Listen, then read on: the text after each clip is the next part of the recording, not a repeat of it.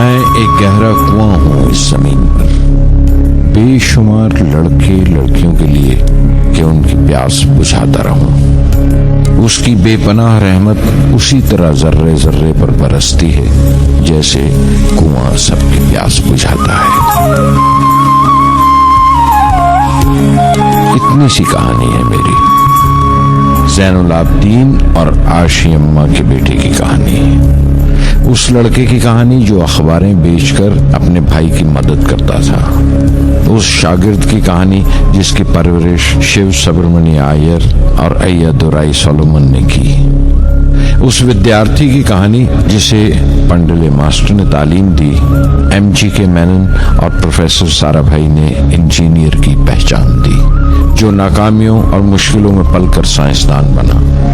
और उस रहनुमा की कहानी जिसके साथ चलने वाले बेशुमार काबिल और हुनरमंद लोगों की टीम थी।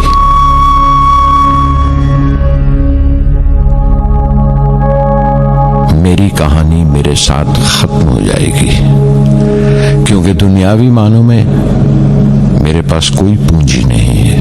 मैंने कुछ हासिल नहीं किया, जमा नहीं किया, मेरे पास कुछ नहीं और कोई नहीं, न बेटा न बेटी न परिवार। मैं दूसरों के लिए मिसाल नहीं बनना चाहता, लेकिन शायद कुछ पढ़ने वालों को प्रेरणा मिले कि अंतिम सुख रूह और आत्मा की तस्कीन है। खुदा की रहमत उनकी विरासत है। मेरे परदादा अबुल, मेरे दादा फकीर और मेरे वालिद ज़ैनुल आबदीन का खानदानी सिलसिला अब्दुल कलाम पर ख़त्म हो जाएगा, लेकिन खुदा की रहमत कभी ख़त्म नहीं होगी, क्योंकि वो अमर है, लाफानी है। पूर्णमद पूर्णमिदं पूर्णात् पूर्णमुदच्यते पूर्णस्य पूर्णमादाय पूर्णमेवावशिष्यते। पूर्णमदः पूर्णमिदं पूर्णात् पूर्णमुदच्यते पूर्णस्य पूर्णमादाय पूर्णमेवावशिष्यते। पूर्णमदः पूर्णमिदं पूर्णात् पूर्णमुदच्यते पूर्णस्य पूर्णमादाय पूर्णमेवावशिष्यते। पूर्णमदः पूर्णमिदं पूर्णात् पूर्णमुदच्यते पूर्णस्य पूर्णमादाय पूर्णमेवावशिष्यते।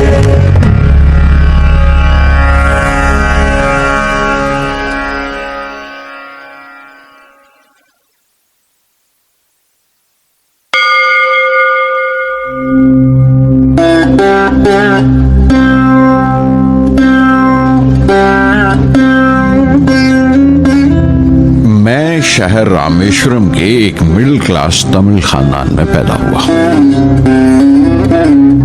मेरे अब्बा ज़ैनुल आबदीन के पास न तालीम थी न दौलत, लेकिन इन मजबूरियों के बावजूद एक दानाई थी उनके पास और हौसला था। और मेरी माँ जैसी मददगार थी आशी अम्मा। उनकी कई औलादों में एक मैं भी था, बुलंद कामत माँ बाप का एक छोटे से कद वाला मामूली शक्ल सूरत का लड़का। अपने पुश्तैनी मकान में रहते थे हम, जो कभी 19वीं सदी में बना था। काफी वसी और पक्का मकान था रामेश्वरम की मस्जिद स्ट्रीट में। मेरे अब्बा हर तरह के ऐशो आराम से दूर रहते थे, मगर जरूरियात की तमाम चीजें मुयस्सर थीं। सच तो यह है कि मेरा बचपन बड़ा महफूज था, मादी तौर पर भी और जज्बाती तौर पर भी, मटीरियली एंड इमोशनली।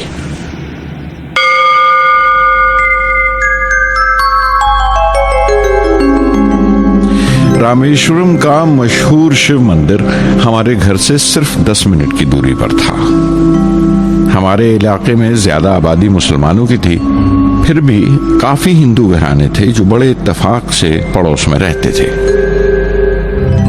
हमारे इलाके में एक बड़ी पुरानी मस्जिद थी जहां मेरे अब्बा मुझे हर शाम नमाज पढ़ने के लिए ले जाया करते थे।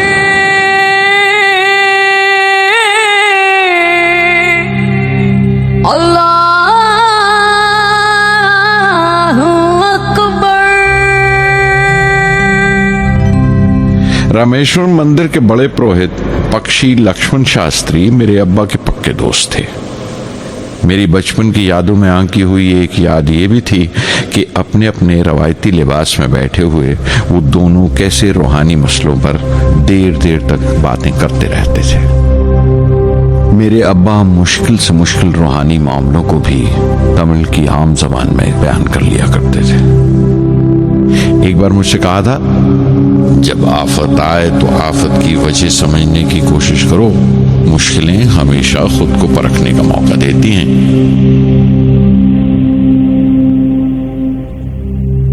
मैंने हमेशा अपनी साइंस और टेक्नोलॉजी में अब्बा के असूलों पर चलने की कोशिश की है। मैं इस बात पर यकीन रखता हूं कि हमसे ऊपर भी एक आला ताकत है, एक महान शक्ति है जो हमें मुसीबत, मायूसी और नाकामियों से निकालकर सच्चाई के मुकाम तक पहुंचाती है। मैं करीब 6 बरस का था जब अब्बा ने एक लकड़ी की कश्ती बनाने का फैसला किया, जिसमें वो यात्रियों को रामेश्वरम से धनुषकोडी का दौरा करा सकें, ले जाएं और वापस ले आएं। वो समंदर के साहिल पर लकड़ियां बिछाकर कश्ती का काम किया करते थे, एक और हमारे रिश्तेदार के साथ, अहमद जलालुद्दीन। बाद में उनका निकाह मेरी आपा जोहरा के साथ हुआ। अहमद जलालुद्दीन हालांकि मुझसे 15 साल बड़े थे, फिर भी हमारी दोस्ती आपस में जम गई थी। हम दोनों हर शाम लंबी सैर को निकल जाया करते थे। मस्जिद गली से निकलकर हमारा पहला पड़ाव शिव मंदिर हुआ करता था, जिसके गिर्द हम उतनी ही श्रद्धा से परिक्रमा करते थे जिस श्रद्धा से बाहर से आए हुए यात्री। जलालुद्दीन ज्यादा पढ़ लिख नहीं सके उनके घर के हालात की वजह से, लेकिन मैं जिस जमाने की बात कर रहा हूं, उन दिनों हमारे इलाके में सिर्फ वही एक शख्स था जो अंग्रेजी लिखना जानता था। जलालुद्दीन हमेशा तालीम याफ्ता पढ़े लिखे लोगों के बारे में बातें करते थे, साइंस की इजाद, मेडिसिन और उस वक्त के लिटरेचर का जिक्र किया करते थे। एक और शख्स जिसने बचपन में मुझे बहुत मुतासिर किया वो मेरा कजन था, मेरा चचेरा भाई शमसुद्दीन। उसके पास रामेश्वरम में अखबारों का ठेका था और सब काम अकेले ही किया करता था। हर सुबह अखबार रामेश्वरम रेलवे स्टेशन पर ट्रेन से पहुंचता था। सन 1939 में दूसरी आलमगीर जंग शुरू हुई, द सेकेंड वर्ल्ड वॉर। उस वक्त मैं 8 साल का था। हिंदुस्तान को इत्तेहादी फौजों के साथ शामिल होना पड़ा और एक इमरजेंसी के हालात पैदा हो गए थे। सबसे पहली दुर्घटना यह हुई कि रामेश्वरम स्टेशन पर आने वाली ट्रेन का रुकना कैंसिल कर दिया गया और अखबारों का गट्ठा अब रामेश्वरम और धनुषकोडी के बीच से गुजरने वाली सड़क पर चलती ट्रेन से फेंक दिया जाता। शमसुद्दीन को मजबूरन एक मददगार रखना पड़ा जो अखबारों के गट्ठे सड़क से जमा कर सके। वो मौका मुझे मिला और शमसुद्दीन मेरी पहली आमदनी की वजह बना। हर बच्चा जो पैदा होता है वो कुछ समाजी और आर्थिक हालात से जरूर असरअंदाज होता है और कुछ अपने जज्बाती माहौल से भी। उसी तरह उसकी तरबियत होती है। मुझे दयानतदारी और सेल्फ डिसिप्लिन अपने अब्बा से विरासत में मिला था और मां से अच्छाई पर यकीन करना और रहमदिली। लेकिन जलालुद्दीन और शमसुद्दीन की सोहबत से जो असर मुझ पर पड़ा, उससे सिर्फ मेरा बचपन ही महज अलग नहीं हुआ, बल्कि आइंदा जिंदगी पर भी उसका बहुत बड़ा असर पड़ा।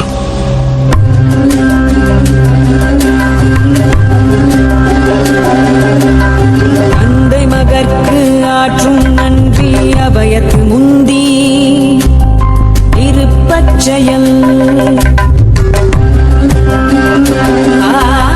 தந்தை மகற்கு ஆற்றும் நன்றி அபயத்து முந்தி இருப்பச்செயல் இருப்பச்செயல் மகன் தந்தைக்கு ஆற்றும் உதவி இவன் தந்தை என்னோற்றார்கள்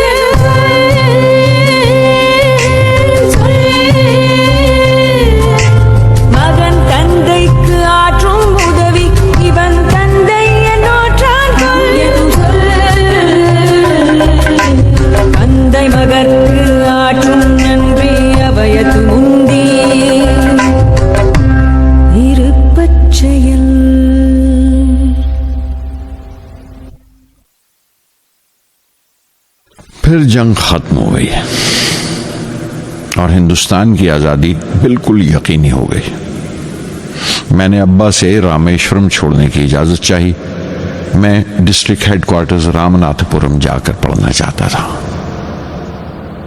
शमसुद्दीन और जलालुद्दीन मेरे साथ रामनाथपुरम तक गए मुझे श्वार्ट्स हाई स्कूल में दाखिल कराने के लिए। जाने क्यों वो नया माहौल मुझे रास नहीं आया। रामनाथपुरम बड़ा मसरूफ शहर था और करीब 50,000 की आबादी थी, लेकिन रामेश्वरम का सुकून और इत्मीनान कहीं नहीं था। घर बहुत याद आता था और घर लौटने का कोई मौका मैं छोड़ता नहीं था। श्वार्ट्स हाई स्कूल में दाखिल होने के बाद एक 15 साल लड़के के तमाम शौक जो हो सकते थे मेरे अंदर जाग उठे। मेरे टीचर अय्यादुराई सोलोमन बेहतरीन रहबर थे, गाइड उस नौजवान जहन के लिए जिसके सामने जिंदगी की बेशुमार मुमकिनात खुलने वाली थी।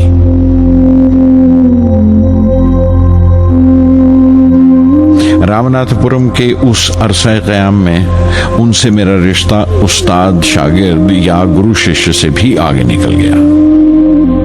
अय्यादुराई कहा करते थे, जिंदगी कामयाब होने और नतीजे हासिल करने के लिए 3 ताकतों पर काबू पाना बहुत जरूरी है: ख्वाहिश, यकीन और उम्मीद।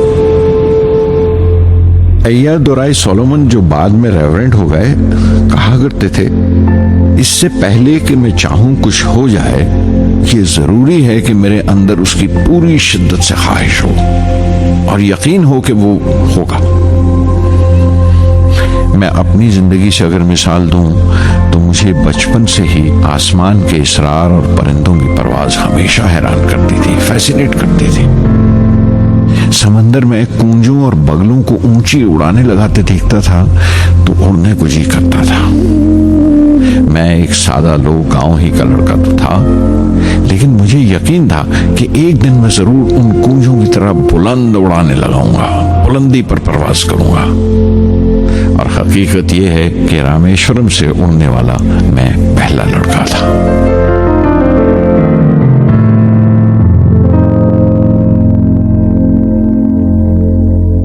श्वार्ट्स स्कूल में तालीम खत्म करते करते मेरे अंदर खुद एतमादी बस चुकी थी और मुझे यकीन था कि मैं जरूर कामयाबी हासिल करूंगा। मैं तालीम आगे जारी रखूंगा, उसमें कोई दूसरा ख्याल नहीं था। सन 1950 में मैं इंटरमीडिएट पढ़ने के लिए सेंट जोसेफ कॉलेज ट्रिची में दाखिल हो गया। जब बीएससी डिग्री के लिए मैंने सेंट जोसेफ कॉलेज में दाखिला लिया तो हायर एजुकेशन के मानी सिर्फ इतने ही जानता था। ये नहीं जानता था कि हायर एजुकेशन के लिए कुछ और भी हो सकता है। न ये जानता था कि साइंस पढ़ के फ्यूचर के लिए और क्या मौके हासिल हो सकते हैं। बीएससी पास करने के बाद ही जान पाया कि फिजिक्स मेरा सब्जेक्ट नहीं था। अपने ख्वाब को पूरा करने के लिए मुझे इंजीनियरिंग में जाना चाहिए था। पता नहीं क्यों कुछ लोगों का ऐसा ख्याल है कि साइंस आदमी को खुदा से मुनकर कर देती है, लेकिन मेरे लिए तो साइंस एतमाद, विश्वास और रूहानी तस्कीन की वजह रही है। किसी तरह मैं MIT यानी मद्रास इंस्टीट्यूट ऑफ टेक्नोलॉजी के उम्मीदवारों की लिस्ट में तो आ गया, लेकिन उसका दाखिला बहुत महंगा था। कम से कम 1,000 रुपए की जरूरत थी और मेरे अब्बा के पास इतने रुपए नहीं थे। उस वक्त मेरी अक्का, मेरी आपा जोहरा ने अपने सोने के कड़े और चेन बेचकर मेरी फीस का इंतजाम किया। मुझ पर उसकी उम्मीद और यकीन देखकर मैं पसीज गया।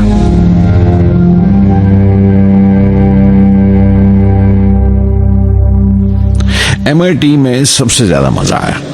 वहां 2 हवाई जहाज रखे देखकर जो उड़ान से बरी कर दिए गए थे, मुझे उनकी तरफ एक अजीब सा खिंचाव महसूस होता था।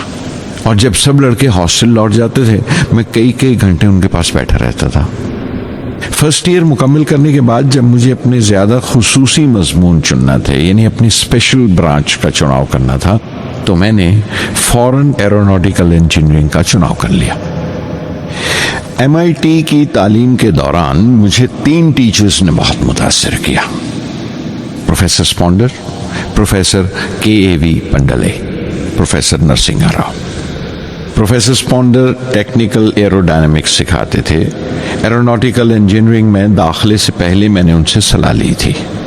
उन्होंने समझाया था कि मुझे मुस्तकबिल का फैसला करने से पहले मुस्तकबिल की मुमकिनात के बारे में नहीं सोचना चाहिए, बल्कि सोचना चाहिए एक अच्छी बुनियाद के लिए और अपने रुझान और इश्तियाक के बारे में कि उसमें कितनी शिद्दत है, मेरे एप्टीट्यूड्स और एस्पिरेशन में कितनी इंटेंसिटी है। मैं खुद भी होने वाले इंजीनियरिंग स्टूडेंट्स से कहना चाहता हूं कि जब वो अपना स्पेशलाइजेशन का चुनाव करें तो ये देखें कि उनमें कितना शौक है, कितना उत्साह है और लगन है उस शोबे में जाने के लिए। प्रोफेसर KAV पंडले ने मुझे एरो स्ट्रक्चर डिजाइन सिखाया और उसका तज्जिया भी, विश्लेषण, एनालिसिस भी। वो बड़े खुशदिल और दोस्त टीचर थे और हर साल कोई ना कोई नया तरीका, नया नजरिया लेकर आते थे कोर्स में। प्रोफेसर नरसिंह राव मैथमेटिशियन थे। वो एरोडायनेमिक्स की थ्योरी सिखाया करते थे। उनकी क्लास में दाखिल होकर मुझे मैथमेटिकल फिजिक्स बाकी तमाम सब्जेक्ट्स से ज्यादा अच्छा लगने लगा। साध संगी हरि हरि नाम चित्तारा चित्तारा, साध संगी हरि हरि नाम चित्तारा, सहज अनंतु होवे दिनु राति, अंकुर भलो हमारा, साध संगी साध संगी।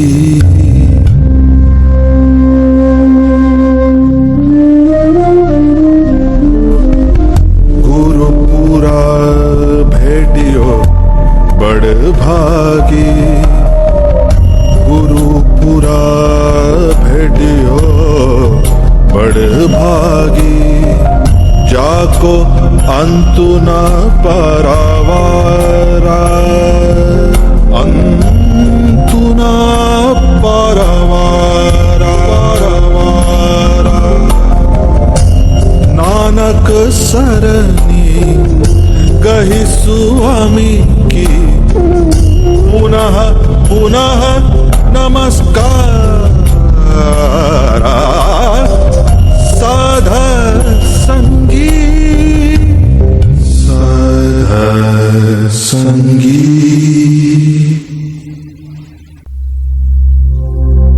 MIT से मैं बेंगलोर के हिंदुस्तान एरोनॉटिक्स लिमिटेड HAL में बतौर ट्रेनी दाखिल हो गया। HAL से जब मैं एरोनॉटिकल इंजीनियरिंग ग्रेजुएट बनकर निकला तो जिंदगी ने 2 मौके मेरे सामने खड़े कर दिए और दोनों मेरी परवाज के देरीना ख्वाब पूरे कर सकते थे। एक मौका था एयरफोर्स का, दूसरा मिनिस्ट्री ऑफ डिफेंस में directorate of technical development and production का। मैंने दोनों में अर्जी भेज दी और बैक वक्त दोनों से इंटरव्यू का बुलावा आ गया। एयरफोर्स के लिए मुझे देहरादून बुलाया गया था और डिफेंस के लिए दिल्ली। मेरे दोनों मुकाम 2000 किलोमीटर के फासले पर थे। ये पहला मौका था मेरा अपने वसी और विराट वतन को देखने का। खिड़की पर बैठा मैं इस देश की सरजमीन को पांव तले से बहता हुआ देख रहा था। हैरान था कि उत्तर की तरफ सफर करते हुए एक ही मुल्क का लैंडस्केप कैसे बदलता चला जाता है। मैं 1 हफ्ता दिल्ली में ठहरा, डिफेंस मिनिस्ट्री का इंटरव्यू दिया। इंटरव्यू अच्छा हुआ था। वहां से मैं देहरादून गया एयरफोर्स सिलेक्शन बोर्ड के इंटरव्यू के लिए। 25 उम्मीदवारों में मैं 9वें नंबर पर आया। मेरा दिल बैठ गया, बहुत मायूस हुआ और कई दिन तक अफसोस रहा कि एयरफोर्स में जाने का मौका मेरे हाथ से निकल गया। मैं ऋषिकेश चला गया, दिल पर यह बोझ लेकर कि आने वाले दिन बड़े सख्त होंगे।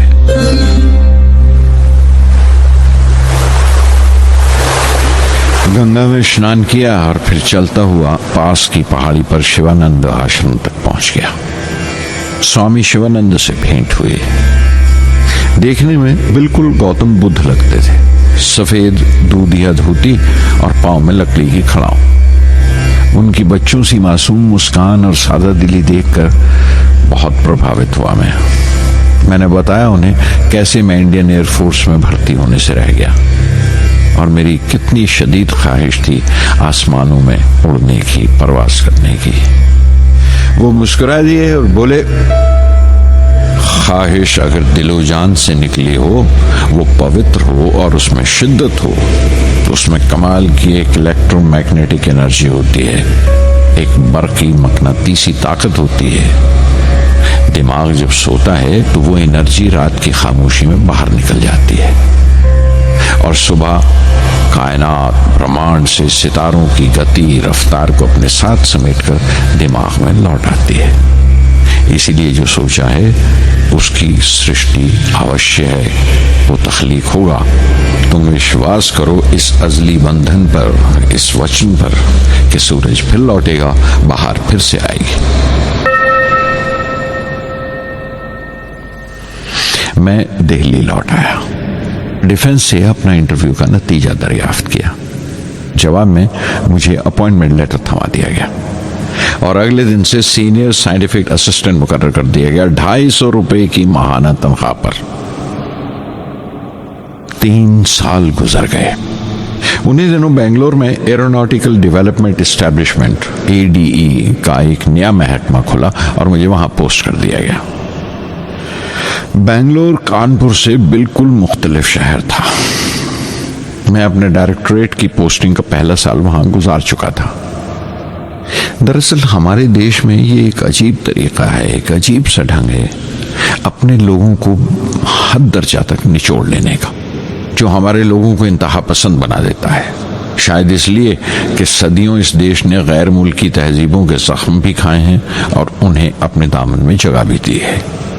अलग अलग हुक्मरानों से वफा करते करते हम अपनी हैसियत, अपनी यकताई खो बैठे हैं।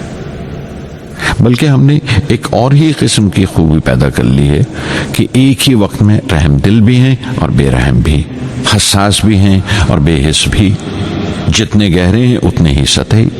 ऊपर से देखो तो हम बड़े खुश रंग और खूबरू नजर आते हैं, लेकिन कोई गौर से देखे तो अपने हुक्मरानों की एक बेढब नकल से ज्यादा कुछ नहीं है।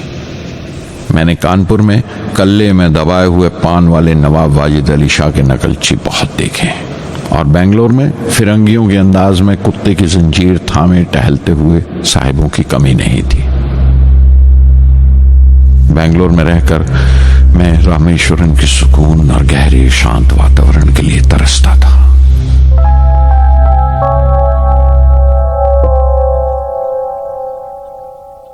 पहले साल तो ADE में कोई ज्यादा काम नहीं था।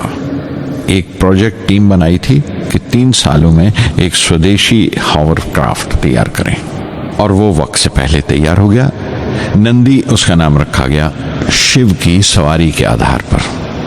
उसका डिजाइन हमारी उम्मीद से ज्यादा अच्छा था, लेकिन मैं सख्त मायूस हुआ जब आपसी कंट्रोवर्सीज की बिना पर सारा प्रोजेक्ट बालाए ताक रख दिया गया, बंद कर दिया गया। Professor MG Menon, Tata institute of fundamental research के डायरेक्टर, एक रोज अचानक ही हमारी जांच पड़ताल को आ पहुंचे। नंदी का जिक्र निकला। मुझसे पूछताछ करते हुए उन्होंने ख्वाहिश जाहिर की एक 10 मिनट की उड़ान के लिए। उसके 1 हफ्ता बाद की बात है, मुझे इनकुस पार से बुलावा आ गया, the Indian committee for space research. मैं मुंबई चला गया रॉकेट इंजीनियर की पोस्ट के लिए इंटरव्यू देने। मेरा इंटरव्यू लेने वाले डॉक्टर विक्रम साराभाई और प्रोफेसर MG मेनन के अलावा मिस्टर सराफ थे, जो उस वक्त एटॉमिक एनर्जी कमीशन के डिप्यूटी सेक्रेटरी के ओहदे पर थे। डॉक्टर साराभाई की गर्मजोशी ने पहली ही मुलाकात में मेरा दिल मोह लिया। अगले ही दिन मुझे खबर मिल गई कि मैं चुन लिया गया। मुझे इनकोस्पार में रॉकेट इंजीनियर की हैसियत से शामिल कर लिया गया था। सन 1962 के देरीना हिस्से में कहीं इनकोस्पार ने थुम्बा में इक्वेटोरियल रॉकेट लॉन्चिंग स्टेशन बनाने का फैसला किया। थुम्बा केरला में त्रिवेंद्रम से परे एक दूर दराज के ऊंगते से गांव का नाम है। हिंदुस्तान में यह मॉडर्न रॉकेट बेस्ड रिसर्च की एक दबी सी इब्तदा थी, हल्की सी शुरुआत। उसके फौरन बाद ही मुझे 6 माह के लिए अमेरिका भेज दिया गया, नासा में रॉकेट लॉन्चिंग की ट्रेनिंग के लिए। जाने से पहले मैं थोड़ा सा वक्त निकालकर रामेश्वरम गया। मेरे अब्बा मेरी इस कामयाबी के लिए बहुत खुश हुए और मुझे उसी मस्जिद में ले जाकर शुक्राने की नमाज अदा की।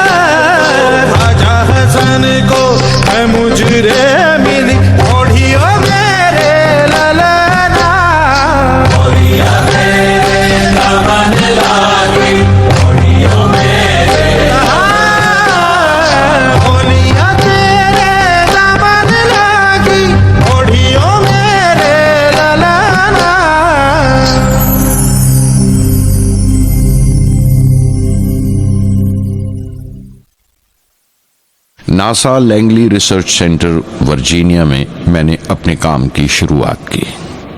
बाद में Goddard space flight centre Maryland चला गया। मैं अपना इंप्रेशंस अमेरिकन्स के बारे में बेंजामिन फ्रैंकलिन के इस जुमले से बयान कर सकता हूं, जिन बातों से तकलीफ होती है उनसे तालीम भी मिलती है। हिंदुस्तानी तंजीमों में, यहाँ की ऑर्गेनाइजेशंस में एक बड़ी मुश्किल है। जो ऊपर हैं वो बड़े मगरूर हैं, अपने से छोटों की, जूनियर्स और सबऑर्डिनेट्स की राय लेना अपनी हद तक समझते हैं। कोई शख्स भी अपनी खूबी दिखा नहीं सकता अगर आप उसे मलामत ही करते रहें। उसूल और पाबंदी, पाबंदी और सख्ती, सख्ती और जुल्म के बीच की लाइन बड़ी महीन है, बारीक है, उसकी पहचान बहुत जरूरी है। मैं जैसे ही नासा से लौटा, फौरन बाद हिंदुस्तान का पहला रॉकेट लॉन्च वाक़या हुआ, 21 नवंबर सन 1963। वो साउंडिंग रॉकेट था, नाम नाइकी अपेची। नाइकी अपेची की कामयाबी के बाद प्रोफेसर साराभाई ने अपनी आरज़ू, अपने ख्वाब का इजहार किया, एक Indian satellite launch vehicle ISLV का सपना। हिंदुस्तानी रॉकेट का ख्वाब 20वीं सदी में एक तरह से 18वीं सदी का ख्वाब भी कहला सकता है, जो टीपू सुल्तान ने देखा था। टीपू सुल्तान की फौज में 27 ब्रिगेड थे जो खुशून कहलाते थे, और हर एक ब्रिगेड में एक दस्ता था रॉकेटमैन का जो साथ रहा करता था और जुर्क्स कहलाता था। जब टीपू सुल्तान मारा गया तो अंग्रेजों ने 700 रॉकेट्स और 900 रॉकेट के सब सिस्टम्स बरामद किए 1799 में तिरुकन्नाहल्ली की जंग के बाद। वो रॉकेट्स विलियम कॉन्गरीव ने इंग्लैंड भिजवा दिए जांच पड़ताल के लिए, उसकी तकनीक समझने के लिए, जिसे आज की साइंसी जबान में हम रिवर्स इंजीनियरिंग कहते हैं। टीपू सुल्तान की मौत के साथ उस ख्वाब की भी मौत हो गई, कम से कम 150 साल के लिए। पंडित जवाहरलाल नेहरू की बदौलत वो रॉकेटरी का ख्वाब एक बार फिर हिंदुस्तान में जिंदा हुआ। प्रोफेसर साराभाई ने उस ख्वाब को हकीकत बनाने की जिम्मेदारी अपने सर ले ली। बहुत से तंग नजर लोगों को एतराज था इस बात पर कि इस मुल्क में जहां लोगों को 2 वक्त की रोटी नसीब नहीं होती, वहां इन स्पेस उड़ानों को, इन खलाई तहरीकों को क्यों तरजीह दी जा रही है। लेकिन प्रधानमंत्री पंडित नेहरू और प्रोफेसर साराभाई के नजरिए में किसी किस्म का मुबालगा नहीं था। उनके नजरिए बिल्कुल साफ थे कि अगर दुनिया के मुल्कों में और दुनिया के मसलों में कोई हिस्सा लेना है, शिरकत करनी है, हिंदुस्तान को कोई हैसियत हासिल करनी है, तो साइंस और टेक्नोलॉजी की तरक्की और खुद मुख्तारी, सेल्फ रिलायंस अशद जरूरी है। और उनका मकसद ताकत का मुजाहिरा हरगिज नहीं था। सहज पके सो मीठा होए। थुम्बा में 2 रॉकेट सहज पके मगर कामयाब हुए, एक रोहनी, दूसरा मेनिका। अगला साल लगा ही था जब प्रोफेसर साराभाई ने मुझे दिल्ली बुला भेजा। एक मीटिंग थी और मीटिंग में ग्रुप कैप्टन वीएस नारायणन से मेरा तारुफ कराया गया, जो एयर हेडक्वार्टर्स से थे। प्रोफेसर साराभाई ने रेटो तैयार करने का इरादा जाहिर किया, rocket assisted take off system, एक मिलिट्री एयरक्राफ्ट जो रॉकेट की मदद से उड़ाया जा सके बड़ी छोटी सी जगह में।